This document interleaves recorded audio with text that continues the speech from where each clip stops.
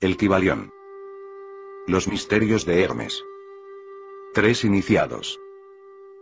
Introducción. Mucho placer nos causa el poder presentar este trabajo a la atención de los estudiantes e investigadores de las doctrinas secretas, obra que está basada en las antiquísimas enseñanzas herméticas. Se ha escrito tan poca cosa sobre este asunto, a pesar de las innumerables referencias que se han hecho de estas enseñanzas en muchos de los trabajos sobre ocultismo, que los investigadores de las verdades arcanas habrán, sin dudas, presentido la aparición de este libro. El propósito de este no es la enunciación de una filosofía o doctrina especial, sino más bien el de dar al estudiante una exégesis de la verdad, que le sirva para conciliar los muchos tópicos de los conocimientos ocultos que puede ya haber adquirido, pero que aparentemente son contradictorios y paradójicos, lo que a menudo desanima y disgusta al principiante. Nuestro intento no es el de erigir un nuevo templo de sabiduría, sino el de colocar en manos del investigador una clave maestra con la cual pueda abrir las numerosas puertas internas que conducen al templo del misterio. Ningún conocimiento oculto ha sido tan celosamente guardado como los fragmentos de las enseñanzas herméticas, los que han llegado hasta nosotros a través de las centurias transcurridas desde los tiempos del gran fundador, Hermes Trismegisto, el elegido de los dioses, quien murió en el antiguo Egipto, cuando la raza actual estaba en su infancia. Contemporáneo de Abraham, y si la leyenda no miente, instructor de aquel venerable sabio. Hermes fue y es el gran sol central del ocultismo, cuyos rayos han iluminado todos los conocimientos que han sido impartidos desde entonces. Todas las bases fundamentales de las enseñanzas esotéricas que en cualquier tiempo han sido impartidas a la raza, son originarias, en esencia, de las formuladas por Hermes. Aún las más antiguas doctrinas de la India han tenido su fuente en las enseñanzas herméticas. Desde la tierra del Ganges muchos ocultistas avanzados se dirigieron hacia el Egipto para postrarse a los pies del maestro. De él obtuvieron la clave maestra, que, a la par que explicaba, reconciliaba sus diferentes puntos de vista, estableciéndose así firmemente la doctrina secreta. De todas partes del globo vinieron discípulos y neófitos que miraban a Hermes como el maestro de los maestros, y su influencia fue tan grande que, a pesar de las negativas de los centenares de instructores que había en los diferentes países, se puede fácilmente encontrar en las enseñanzas de estos últimos las bases fundamentales en las que se asentaban las doctrinas herméticas. El estudiante de religiones comparadas puede fácilmente percibir la influencia tan grande que las enseñanzas herméticas han ejercido en todas las religiones, sea cual fuere el nombre con que se les conozca ahora, bien en las religiones muertas o bien en las actualmente existentes. La analogía salta a la vista, a pesar de los puntos aparentemente contradictorios, y las enseñanzas herméticas son como un conciliador de ellas. La obra de Hermes parece haberse dirigido en el sentido de sembrar la gran verdad que se ha desarrollado y germinado en tantas y tan extrañas formas, más bien que en el de establecer una escuela de la filosofía que dominara el pensamiento del mundo. Sin embargo, la verdad original enseñada por él, ha sido guardada intacta, en su pureza primitiva, por un reducido número de hombres en cada época, los cuales, rehusando gran número de aficionados y de estudiantes poco desarrollados, siguieron el proceder hermético y reservaron su conocimiento para los pocos que estaban prontos para comprenderlo y dominarlo. De los labios a los oídos fue transmitido este conocimiento entre esos pocos.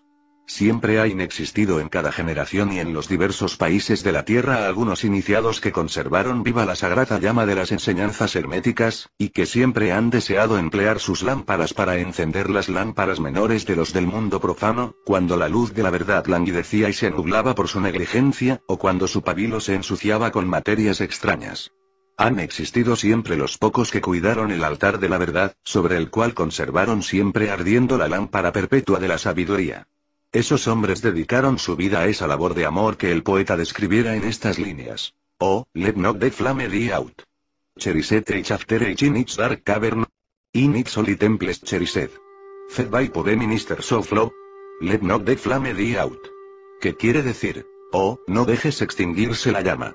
Sustentada por generación tras generación en su oscura caverna, en sus templos sagrados sustentada. Nutrida por puros sacerdotes de amor. No dejes extinguirse la llama. Estos hombres no buscaron nunca ni la aprobación popular ni acaparar gran número de prosélitos. Son indiferentes a esas cosas, pues saben de sobra cuán pocos hay en cada generación, capaces de recibir la verdad, o de reconocerla si se les presentara. Ellos reservan la carne para los hombres, mientras que los demás dan leche a los niños, conservan sus perlas de sabiduría para los pocos elegidos capaces de apreciar su valor y de llevarlas en sus coronas, en vez de echárselas a los cerdos que las mancillarían y pisotearían en el cieno de sus chiqueros. Mas estos hombres no han olvidado aún los preceptos de Hermes respecto a la transmisión de estas enseñanzas a los que estén preparados para recibirlas, acerca de lo cual dice el Kybalión. Donde quiera que estén las huellas del maestro, allí, los oídos del que está pronto para recibir sus enseñanzas se abren de par en par. Y además, cuando el oído es capaz de oír, entonces vienen los labios que han de llenarlos con sabiduría. Pero su actitud habitual ha estado siempre estrictamente de acuerdo con otro aforismo, del Kybalión también, que dice que los labios de la sabiduría permanecen cerrados, excepto para el oído capaz de comprender. Y esos oídos incapaces de comprender son los que han criticado esta actitud de los hermetistas y los que se han lamentado públicamente de que aquellos no hayan expresado nunca claramente el verdadero espíritu de sus enseñanzas, sin reservas ni reticencias. Pero una mirada retrospectiva en las páginas de la historia demostrará la sabiduría de los maestros, quienes conocían la locura que era intentar enseñar al mundo lo que éste no deseaba ni estaba preparado para recibir. Los hermetistas nunca han deseado ser mártires, sino que, por el contrario, han permanecido retirados, silenciosos y sonrientes ante los esfuerzos de algunos que se imaginaban, en su ardiente entusiasmo, que podían forzar a una raza de bárbaros a admitir verdades que solo pueden comprender los que han avanzado mucho en el sendero. El espíritu de persecución no ha muerto aún en la tierra. Hay ciertas enseñanzas herméticas que, si se divulgaran, atraerían sobre sus divulgadores un griterío de odio y el desprecio de las multitudes, las que volverían a gritar de nuevo: «Crucificadlo. Crucificadlo». En esta obra hemos tratado de daros una idea de las enseñanzas fundamentales del Kybalión, indicando todo cuanto se refiere a los principios actuales, dejándoos el trabajo de estudiarlos, más bien que el de tratarlos nosotros mismos en detalle. Si sois verdaderos estudiantes o discípulos, comprenderéis y podréis aplicar estos principios. Si no, debéis desarrollarlos, pues de otra manera las enseñanzas herméticas no serán para vosotros sino palabras, palabras, palabras. Los tres iniciados.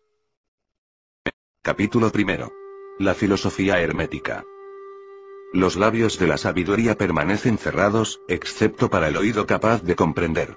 El Kybalión. Desde el antiguo Egipto han venido las enseñanzas fundamentales y secretas que tan fuertemente han influido en los sistemas filosóficos de todas las razas y de todos los pueblos, durante centurias enteras. El Egipto, la patria de las pirámides y de la Esfinge, fue la cuna de la sabiduría secreta y de las doctrinas místicas. Todas las naciones han sacado las suyas de sus doctrinas esotéricas. La India, Persia, Caldea, Medea, China, Japón, Asiria, la antigua Grecia y Roma, y otros no menos importantes países, se aprovecharon libremente de las doctrinas formuladas por los hierofantes y maestros de la tierra de Isis. Conocimientos que solo eran transmitidos a los que estaban preparados para participar de lo oculto. Fue también en el antiguo Egipto donde vivieron los tan grandes adeptos y maestros que nadie después ha sobrepasado, y que rara vez han sido igualados en las centurias que han transcurrido desde los tiempos del gran Hermes. El Egipto fue la residencia de la gran logía de las fraternidades místicas.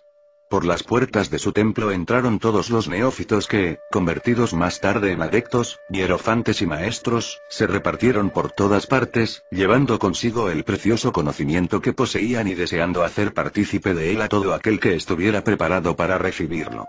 Ningún estudiante de ocultismo puede dejar de reconocer la gran deuda que tiene contraída con aquellos venerables maestros de Egipto.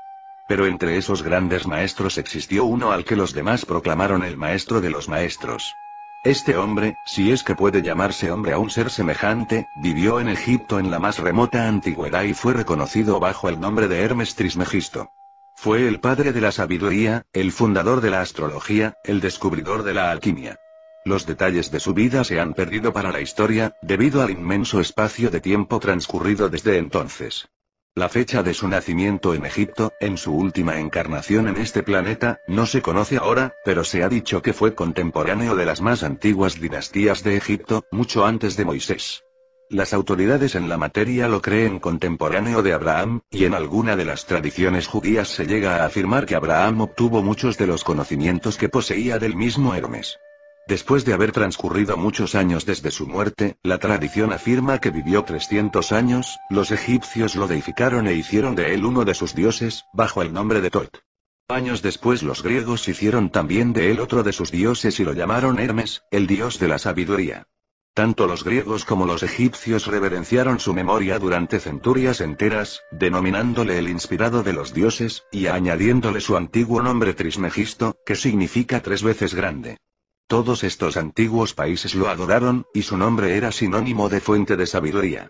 Aún en nuestros días usamos el término hermético en el sentido de secreto, reservado, etc., y esto es debido a que los hermetistas habían siempre observado rigurosamente el secreto de sus enseñanzas. Si bien entonces no se conocía aquello de no echar perlas a los cerdos, ellos siguieron su norma de conducta especial que les indicaba dar leche a los niños y carne a los hombres, cuyas máximas son familiares a todos los lectores de las escrituras bíblicas. Máximas que, por otra parte, habían sido ya usadas muchos siglos antes de la era cristiana. Y esta política de diseminar cuidadosamente la verdad ha caracterizado siempre a los hermetistas, aún en nuestros días. Las enseñanzas herméticas se encuentran en todos los países y en todas las religiones, pero nunca identificada con un país en particular ni con secta religiosa alguna. Esto es debido a la prédica que los antiguos instructores hicieron para evitar que la doctrina secreta se cristalizara en un credo. La sabiduría de esta medida salta a la vista de todos los estudiantes de historia. El antiguo ocultismo de la India y la Persia degeneró y se perdieron sus conocimientos, debido a que los instructores se habían convertido en sacerdotes y mezclaron la teología con la filosofía, siendo su inmediata consecuencia que perdieron toda su sabiduría, la que acabó por transformarse en una cantidad inmensa de